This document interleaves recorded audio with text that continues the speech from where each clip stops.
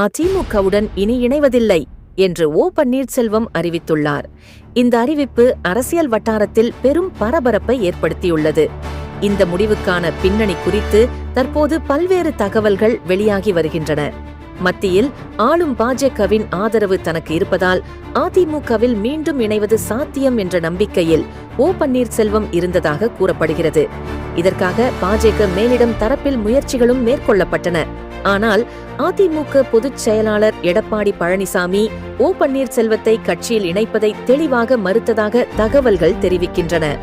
இதனைத் தொடர்ந்து அதிமுக இடம்பெற்றுள்ள தேசிய ஜனநாயக கூட்டணியில் தன்னுடைய அணியாவது சேர்க்கப்படும் என்ற எதிர்பார்ப்பில் ஓ பன்னீர்செல்வம் இருந்தார்.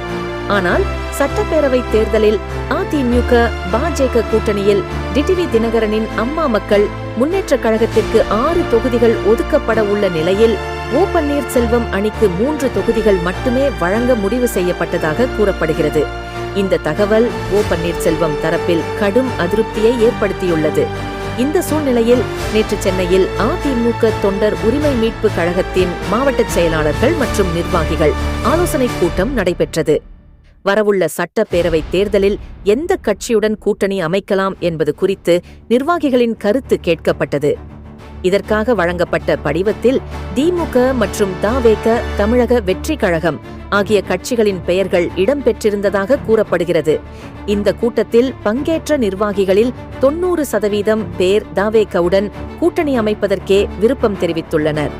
மாவட்ட செயலாளர்கள் 80 பேரில் 72 பேரும் மாநில நிர்வாகிகள், 60 பேரில் 55 பேரும் தவேகவுடன் கூட்டணி அமைக்க ஆதரவு தெரிவித்ததாக தகவல்கள் தெரிவிக்கின்றன.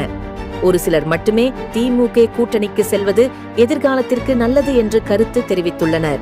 பெரும்பான்மையான நிர்வாகிகளின் விருப்பத்தை மதித்து அதிமுகவுடன் இனி இணைவதில்லை என்ற முக்கிய முடிவை ஓ பன்னீர்செல்வம் எடுத்துள்ளதாக அரசியல் வட்டாரங்கள் தெரிவிக்கின்றன. இதன் அடிப்படையிலேயே நேற்று அவர் இந்த அறிவிப்பை வெளியிட்டதாக கூறப்படுகிறது. மேலும் தவேகவுடன் விரைவில் கூட்டணி பேச்சுவார்த்தையை தொடங்கவும், சட்டப்பேரவை தேர்தலில் 38 தொகுதிகள் வரை கேட்கவும் ஓ பன்னீர்செல்வம் அணி தயாராகி வருவதாக தகவல்கள் வெளியாகியுள்ளன. இப்படி அரசியல் செய்திகளை வேகமாகவும் தெளிவாகவும் அறிந்து கொள்ள தமிழ் நியூஸ் கேட்வே யூடியூப் சேனலை உடனே சப்ஸ்கிரைப் செய்யுங்கள். பெல் ஐ அழுத்த மறக்காதீர்கள்.